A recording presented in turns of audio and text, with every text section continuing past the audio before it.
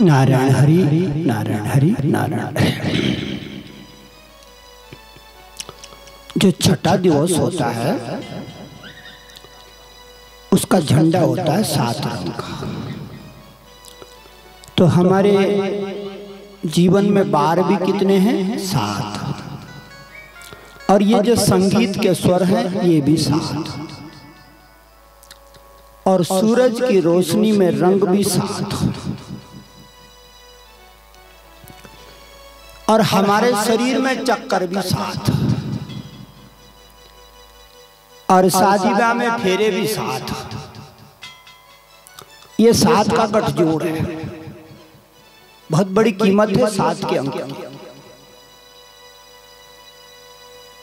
जिसका मूलांक 7 होता है वो सतरंगी होता है।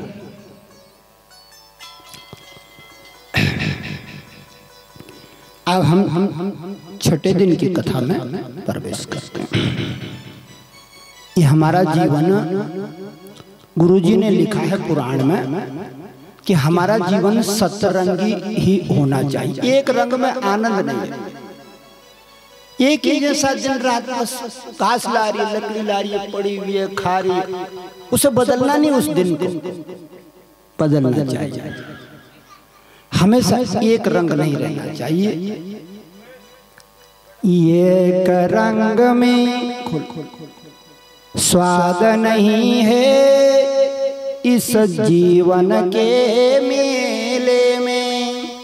ये जीवन का पुराण लगा हुआ है लेकिन सुनने कोई आ रहा है। जीवन का पुराण है बिटिया ये हमारे और तुम्हारे जीवन का पुराण है। लेकिन अकल न होने की वजह से उससे पीठ फेर दी है। और भागवत में लिखा है कि जिसने भी पीठ फेरी वो गरीब हो जाता है। सुदामा ब्राह्मण वर्षों से पड़ा हुआ था अपने झोपड़े में, लेकिन कभी उसने मुख नहीं करा द्वारका की ओर। सड़ता रहा गंदगी में।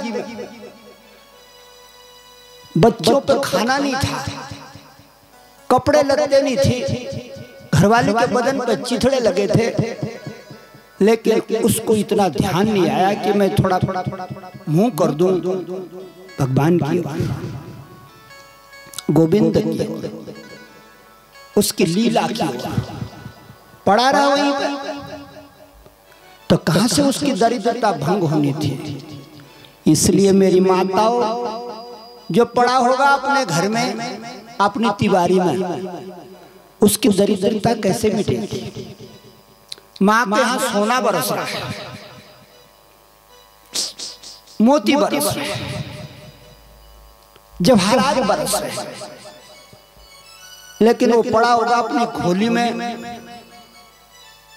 गंदगी में। तो फिर बड़ा आदमी बनने का कोई साधन नहीं है उसके। वो अपने बच्चों को भी गंदगी में धकेलेगा, उनको भी छोटा बना के ही छोड़ेगा, उनको भी गया गुजरा बना के ही छोड़ेगा। क्यों? उसका मुंह शक्ति की ओर नहीं है। और जिसके परिवार में शक्ति का आगमन न होगा वो टट्टी में पड़ा रहेगा। वो पत्थर फोड़ के भी नहीं खाएगा, उसे भूखा सोना पड़ेगा, उसके लोगों को छी खाने पड़ेगी। लेकिन नहीं ध्यान ही नहीं हम लोगों को। मेरी बहनों, ये जीवन बड़े भाग से मिला हुआ है, कम से कम इतना तो मालूम होना ही चाहिए। दुर्लभ मानसो जनामय। व्यास जी ने कहा है कि दुर्लभ मानसो जनामय। मेरी बहनों, इन गीतों को मैं तोड़ तोड़ के इसलिए बोलता हूं ताकि आपको हल्का फुल्का समझ में आ जाए। जैसे अभी मैंने कुछ देर पहले कहा था कि आज की कथा में लक्ष्मी कुंडल में आती है। तो समझ में आ गया, कुंडल तो सब जानते हैं, समझ में आ गया कि आज की भगवती कुंडल में झिल झिल झिल झिल झिल झिल। इसलिए कुंडल खरीदने जब हमारी बहनें जाती है तो इनके नखरे देखना, ये बाबा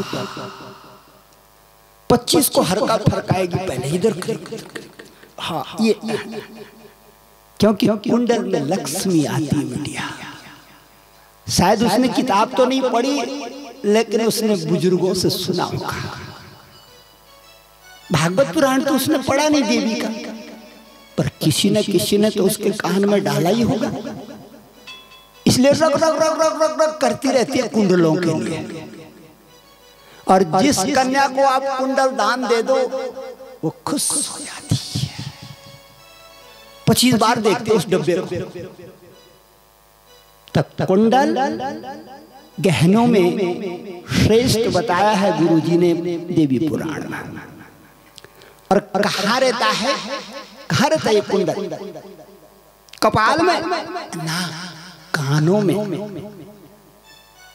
और कानों में जो हमारे जो छेदते हैं, कान जब छेदते हैं तो कन्या के दोनों छेदते हैं और बालकों का एक छेदा जाता है। क्यों छेदते हैं? पहले यहाँ पे एक श्रवण ग्रंथि होती है, श्रवण ग्रंथि। जब उस पर छेद कर दिया जाता है तो इनकी सुनने की ताकत दुगनी हो जाती है। दूर बैठी होगी ना, वहीं से सुन लेगी बाप क्या कह रहा है, खुसर फुसर कर रहा है मेरे ब्याह का बाप, खुसर फुसर कर। क्यों? इसकी श्रवण ग्रंथि जागृत है।